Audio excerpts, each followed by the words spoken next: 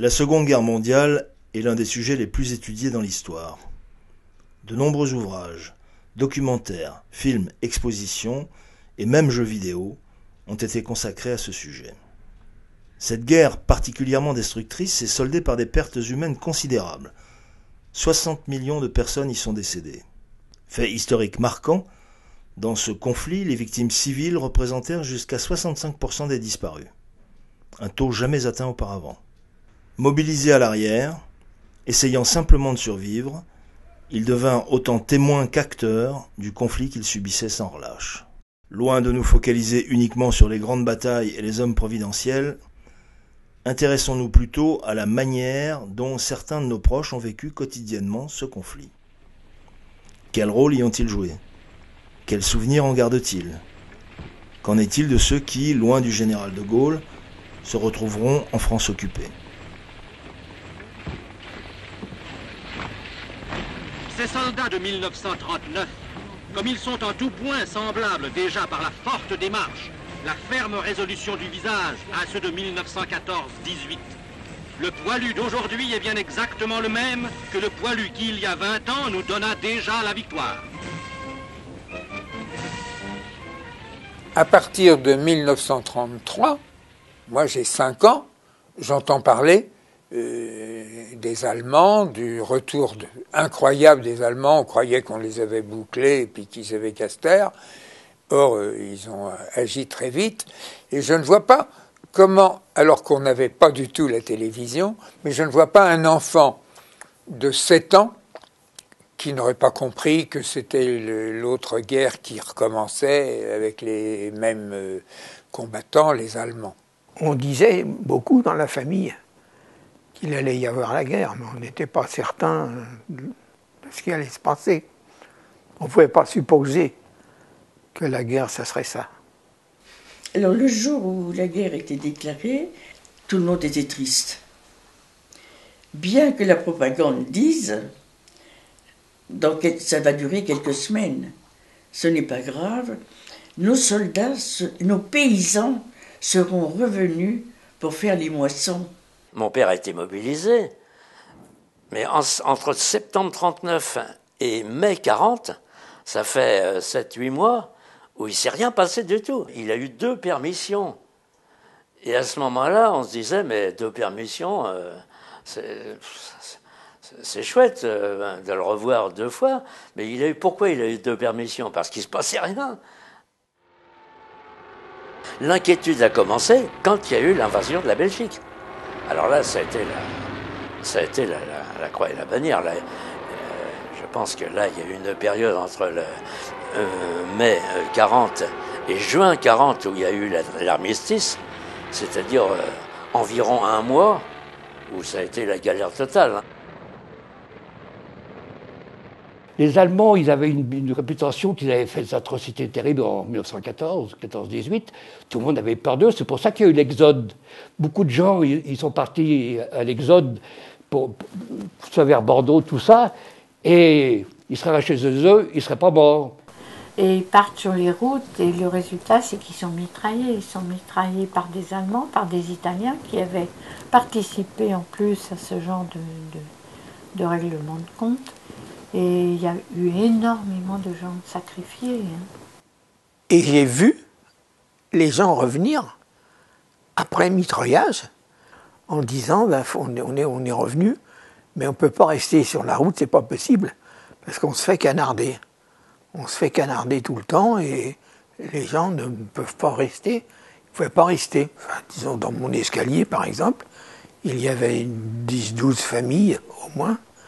Et sur les 12 familles, il y en a eu plus de la moitié qui sont revenus avec des drames, des parents morts, etc. Ça a été vraiment une catastrophe, hein, ça. À ce moment-là, au bout d'1 mois d'une pagaille effrayante, Pétain ayant signé à ce moment-là, je pense qu'il y a eu un soulagement parmi beaucoup de personnes. L'Assemblée nationale m'a investi de pouvoirs étendus. Notre programme est de rendre à la France les forces qu'elle a perdues.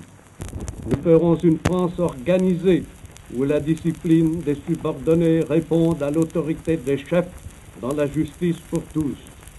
Les ministres ne sont responsables que devant moi. C'est moi seul que l'histoire jugera. Je vous ai tenu jusqu'ici le langage d'un père. Je vous tiens aujourd'hui le langage du chef. Au début, il y avait quand même beaucoup de gens qui étaient avec lui. Et je dirais que ça a dû être au départ la moitié. Quand il a donc l'armistice, quoi, à ce moment-là, on a dit mais c'est une ordure, c'est un fumier. Et c'était vrai pour 80% de la population. Au moment de l'armistice, tout le monde était pétainiste. Mais les gens qui disent que c'est pas vrai. C'était la fin de la guerre. Il y avait l'occupation allemande, mais au moins il n'y aurait plus de bombardement, il n'y aurait plus rien. Il faut voir toutes les villes qui ont été détruites. Il y avait une propagande inouïe de la part de Pétain. On a chanté Maréchal nous voilà dans classe. On était sûrement conditionnés. Il y avait tout ce déroulement des actions chaque matin qui faisait qu'on sentait qu'on était engagé dans une nouvelle époque avec des méthodes pour mettre en valeur le maréchal Pétain, quoi. J'ai chanté aussi les chansons qu'on nous apprenait, qu'on nous obligeait à chanter. On marchait dans les rues de l'école. Maréchal, nous voilà. Et moi, je ne chantais pas. Si jamais mon père m'entend chanter ça, il va m'assassiner.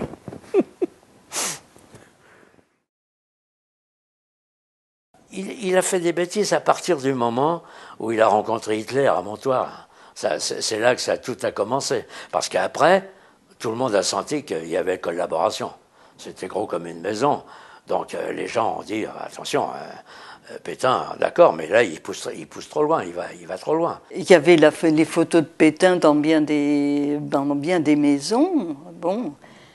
Et puis jusqu'à un certain moment, hein, au bout, à une période après, elles ont été retirées. Le ravitaillement de la population, un des plus graves problèmes de l'heure, est étroitement dépendant de la production agricole et par conséquent de la main-d'œuvre paysanne. Citadins, la terre vous appelle. Les travailleurs des champs sont hélas en nombre insuffisant. Plus du tiers de la main-d'œuvre nécessaire fait aujourd'hui défaut. Il faut combler le déficit. Il faut sauver la récolte et assurer le pain des Français. Citadins, si la ville ne vous retient pas absolument, inscrivez-vous à la mission de restauration paysanne. Il faut gagner la bataille du pain de demain. J'ai vu personne mourir de faim pendant cette période. Mais évidemment, il y avait beaucoup de restrictions. Moi, j'allais faire la queue au marché, je partais à 6 heures le matin. Je faisais la queue, je tombais dans les pommes. Il n'y avait pas les pompiers comme maintenant pour ramasser à ce moment-là. Hein. Il fallait se débrouiller tout seul. Hein. Je tombais dans les pommes parce que je n'avais pas bouffé, hein, déjà. Et puis, arrivé devant l'étalage, pour des carottes, plus rien. Ah non, on ne mangeait pas très bien. On n'avait pas de pommes de terre, il fallait qu'on aille chercher des carottes de l'autre côté de la Seine, assez loin. Pour avoir un quart de beurre, il fallait faire la queue pendant un certain temps. Non, on ne peut pas dire qu'on était très heureux, point de vue de nourriture. Hein. Mais enfin, on s'en accommodait. Hein. Ah non, la fin, ça a été dur. Hein. Il n'y avait presque pas de sucre. Hein. Il n'y avait pas de café. On a mangé du pâté, ça avait été du chat et du rat, je ne sais pas quoi. Hein. On allait trouver les paysans, enfin mes parents, pas moi. Mais ils allaient acheter en sous-main, ils allaient acheter de quoi manger. Et on a trouvé comme ça de quoi manger pendant 3-4 ans. Tout ça, il y a eu beaucoup de misère. Mais naturellement, il y a des gens qui se sont enrichis au marché noir. Celui qui avait du pognon, il manquait de rien. Parce que, comme vous parlez de marché noir, après il y a eu le marché noir. On trouvait tout au marché noir. Il fallait se débrouiller pour arriver à vivre, pour se nourrir. Et je me souviens que beaucoup de gens se sont démunis d'objets précieux de leur maison ou de choses que d'autres gens enviaient ou trouvaient importantes pour pouvoir en échange obtenir de la nourriture. J'ai fait ma première communion avec des faux tickets de pain. Bon, alors, bien sûr. Non, mais c'est pour avouer qu'à ce moment-là, tout le monde essayait de se débrouiller comme il pouvait, quoi. Tout en se débrouillant. Faux ticket de pain, ça voulait dire ça de plus de pain qu'on avait droit, quoi. Parce qu'on ne pouvait pas aller bien loin, naturellement. Et les tickets ont duré jusqu'en 1949. Les tickets de pain, par exemple, 1949-1950.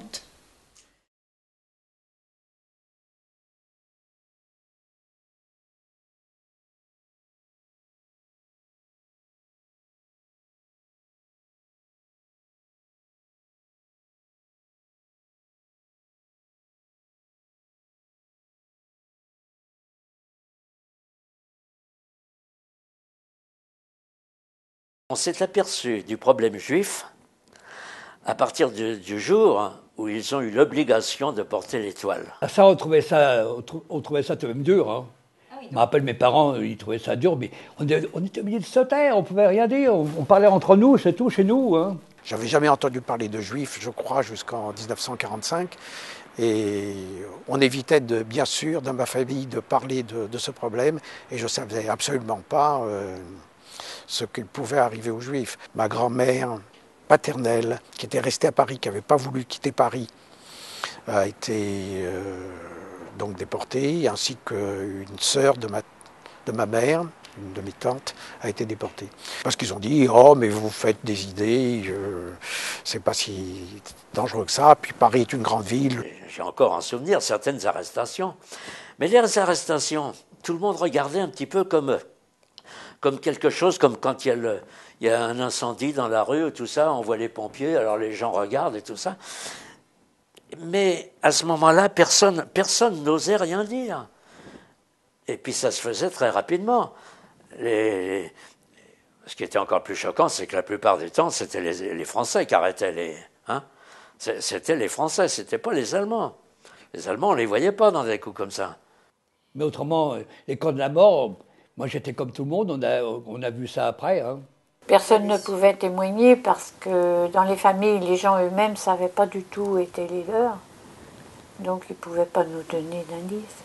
Contrairement à ce que certains Français qui avaient un peu honte d'avoir pas si mal vécu que ça pendant la guerre, ont prétexté ignorer ce qui s'était passé, les camps de concentration et autres. Non, en 1944, les Français, les Parisiens notamment, savaient. Hein, ils savaient. On avait un doute à l'époque de ce qu'ils allaient en faire. On se demandait, mais qu'est-ce qu'ils vont en faire? Ils vont les emmener où? Où est-ce qu'ils les emmenaient? Alors la propagande, genre Pétain, avait bien calmé le jeu en disant que de toute façon, on leur ferait aucun mal. Bien sûr, on ne disait rien. Et moi, j'ai eu conscience de ça quand je les ai vus revenir en pyjama rayé. Ils sont revenus à ce moment-là. C'est vous dire que ça, c'était déjà des années et des années après qu'on les a vus revenir et qu'on a appris ce qui s'était passé. C'était à l'hôtel Lutetia qu'il y avait des informations. Donc je sais que les parents allaient voir régulièrement pour avoir des nouvelles de la sœur de ma mère, de la sœur de ma tante, de la mère de mon père, puis de leurs amis. Et donc pour voir s'ils revenaient. Bon, ils ne m'emmenaient pas parce que revenir ces gens qui s'étaient échappés des camps de concentration dans des états physiques déplorables, donc ils ne m'emmenaient pas, mais j'en entendais parler. Quoi. Mais on ne parlait pas à l'époque de ce qui s'était passé dans les camps. Parce que ceux qui revenaient des camps ne voulaient pas en parler. C'était très douloureux pour eux, n'en parlaient pas. Donc on avait parmi nos amis des gens qui revenaient des camps, mais on évitait d'en parler parce qu'eux-mêmes refusaient d'en parler. Donc ce n'est que bien plus tard qu'on a pu en parler. Mon seul souvenir que j'ai des gens qui revenaient des camps, c'était le tatouage qu'ils avaient marqué sur le bras. C'est tout. Mais autrement, ils refusaient absolument d'évoquer ce qui s'était passé. Mes amis, je viens d'apprendre que la banlieue parisienne a été cet après-midi l'objet d'une nouvelle agression anglo-saxonne. Ce sont encore des morts, des blessés, des foyers détruits. La guerre que je hais prend le caractère le plus odieux lorsqu'elle est dirigée contre des populations civiles impuissantes à se défendre. Le rythme, brusquement accéléré, des dernières attaques aériennes nous avertit de l'implacable intention de ceux qui, sous prétexte de libérer la France, accumulent chez nous les ruines et les deuils. Vous voyez, alors après, bon, on était habitué à prendre des coups sur la tête, hein. Ça va de soi. Hein. Des civils, il n'y a pas eu que ça. Toute la France a été bombardée comme ça. Hein. Il y avait dans tous les immeubles des caves, la plupart des immeubles des caves, il y avait des affiches marquées abri. Et quand, à la fin de la guerre, les Alliés ont commencé à bombarder, ou arriver au-dessus, les sirènes fonctionnaient et on avait ordre, si on était dehors, de rentrer dans n'importe quel abri et d'attendre que le deuxième coup de sirène nous permette de sortir. Ça, je me souviens, c'est un de mes souvenirs de cette époque à Bron, c'est avoir le droit de sortir pour regarder ce beau feu d'artifice. Je ne me rendais pas compte du danger, mais c'était très impressionnant. Il y a quand même eu quelques erreurs dans les bombardements, avec des bombes qui s'égaraient un peu là où c'était pas prévu. Les Anglais, eux, c'était bien, ils descendaient vraiment bas pour bombarder. En général, ils ne loupaient pas leur objectif. Mais les Américains, eux, ils larguaient ça au petit bonheur de la chance, vous voyez, comme ils ont fait au Vietnam. Hein. On savait que c'était quand même pour essayer de nous aider à nous libérer des Allemands.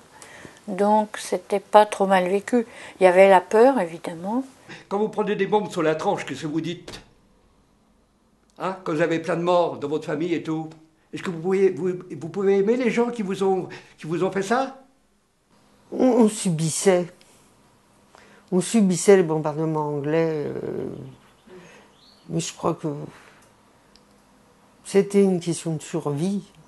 C'était pas une question de libérer la France, de tout ça. Je crois que c'était une question personnelle, chacun de survie.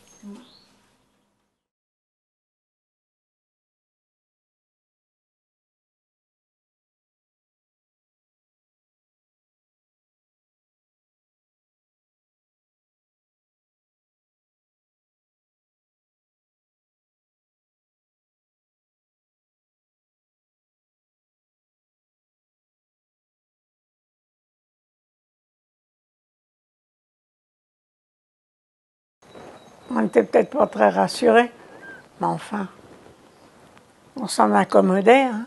On les voyait défiler partout dans Paris.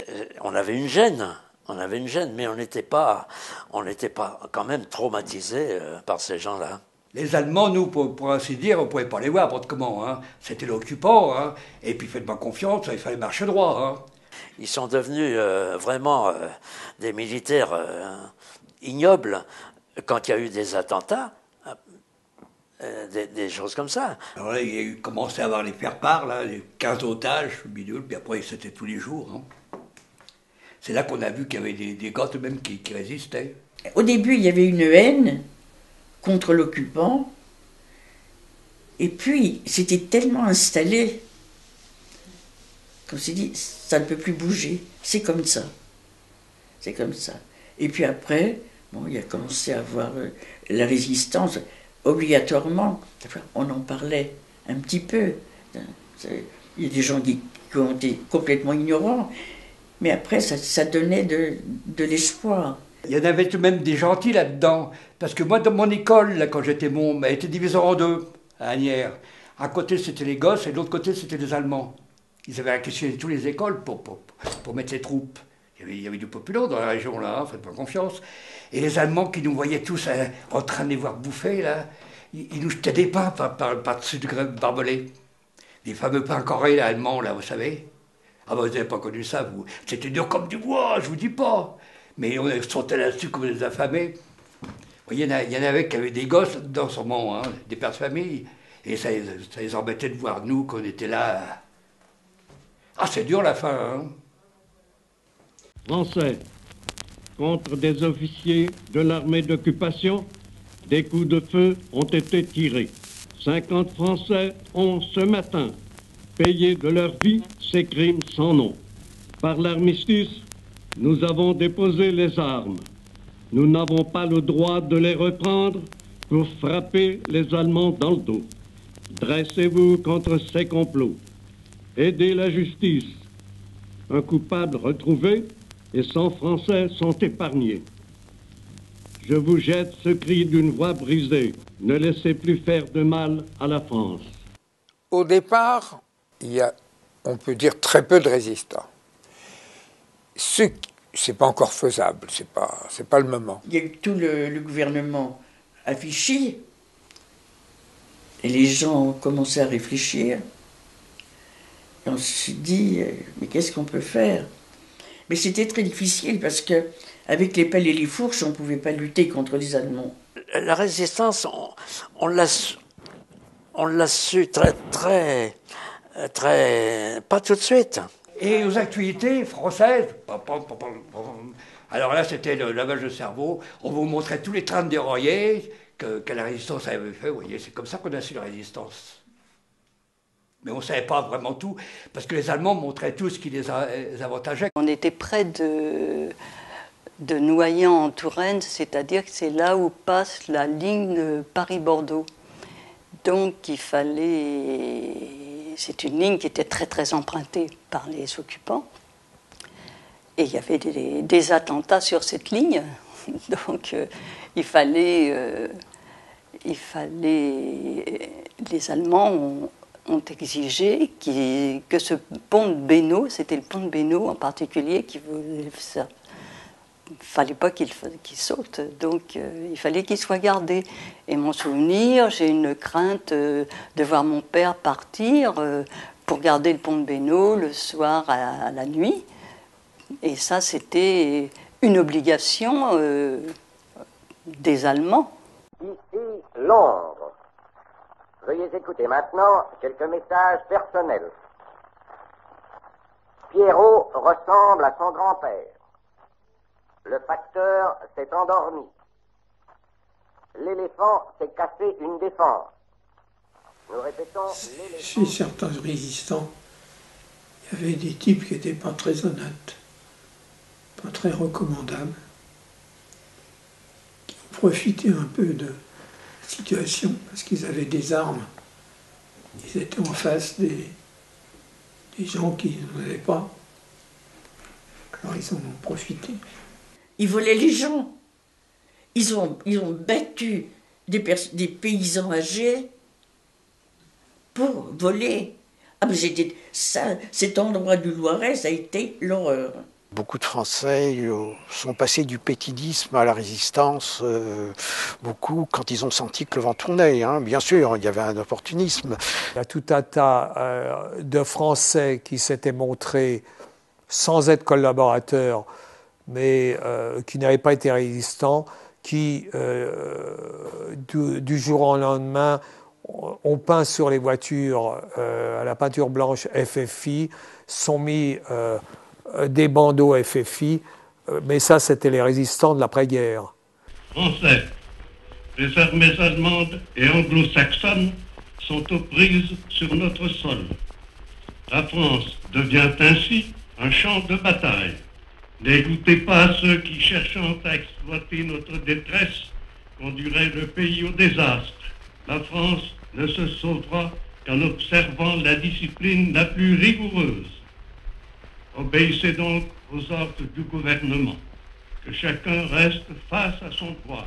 Les circonstances de la bataille pourront conduire l'armée allemande à prendre des dispositions spéciales dans les zones de combat. Acceptez cette nécessité. C'est une recommandation instante que je vous fais dans l'intérêt de votre sauvegarde. Il y avait quand même pas mal de gens qui écoutaient la BBC, donc on savait quand même qu'il allait y avoir ce débarquement, et puis c'était une raison d'espérer, c'était une raison de tenir. On sentait qu'il y avait quelque chose, qu'il se préparait quelque chose. C'était un espoir énorme, quoi, mais pas une certitude. On ne pouvait pas savoir comment ça allait tourner. Hein. La crainte, c'était ils débarquent, ils sont battus, ils rembarquent s'ils ont même le temps de rembarquer. Ah, ça a été dur, le débarquement, je me rappelle. Hein. On l'a su le lendemain, nous. Hein. On n'a pas su le jour même. Hein. Quand mon père a vu c'était des soldats américains, mon père a pleuré. Il n'a pas dit un mot. Il s'est mis à pleurer. Il était debout. Il s'est mis à pleurer. Et après, il a applaudi. C'était très émouvant. Je me rappelle plus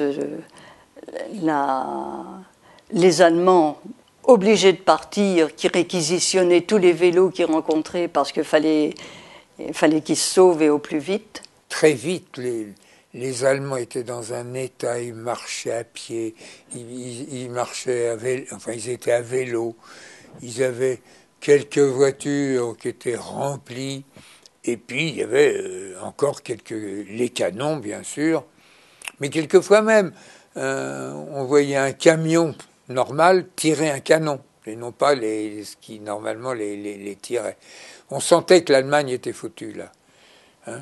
Moi, quand j'étais là-bas et dans la lutte, vraiment, c'était fini. Nous sentions que les Allemands avaient perdu. Paris outragé, Paris brisé, Paris martyrisé, mais Paris libéré. C'était très gai. Il ne fait pas de doute que tout le monde était content, tout le monde chantait. Tout le monde dansait. C'est vrai qu'il y avait une atmosphère de fête à Paris. Et ce dont je me souviens, c'est qu'il y avait autour de mes parents plein d'amis qui s'étaient faits au cours de la Résistance, ou les retrouvailles d'amis juifs qui avaient pu aussi être sauvés. Et il y avait une vie intense. Il y a eu une atmosphère de joie et en même temps quelque chose qui était moins brillant, qui était l'atmosphère de règlement de compte. Ces femmes qu'on rasait, sur lesquelles on mettait une croix gammée, qu'avait-elle fait? Elle avait couché avec des Allemands. Et alors hein? Les Allemands leur apportaient en échange nourriture, bas de soie, sous-vêtements. Était-ce un crime de collaboration? À côté de la maison, il y avait une propriété où habitait une de mes copines, quoi. Ouais. Et sa mère a été tondue. Ah oui. C'était affreux. Ah oui, ça c'était... Affreux parce qu'ils l'ont tondue dans son jardin. Devant la gamine. Quand ça s'y met, que ce soit maintenant ou... La foule, c'est terrible, hein, quand ils vous tombent dessus.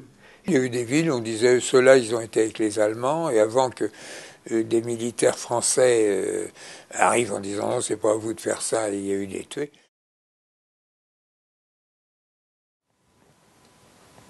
Mais les visions d'avenir, c'était très difficile parce que même quand la guerre a été finie, il y avait encore les cartes d'alimentation, il y avait encore un manque de nourriture, il fallait tout remettre à zéro et puis redémarrer. Il y a eu une longue période de battement.